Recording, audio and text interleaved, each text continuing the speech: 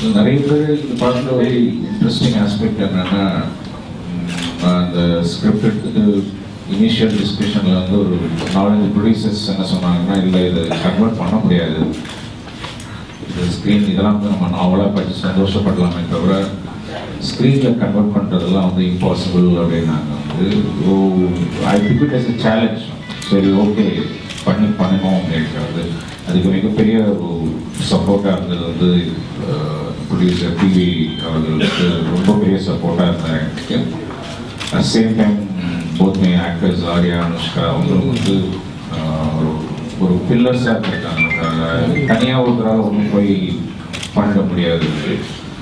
அது எல்லாமே வந்து ஒரு எஃபர்ட் தான், ஜஸ்ட் டு என்டர்டைன் யூ அந்த ஆடியன்ஸ். ஐ திங்க் 22nd உங்களுக்கு எல்லாருக்கும் வந்து படம் பிடிக்கும் நான் நம்புறேன்.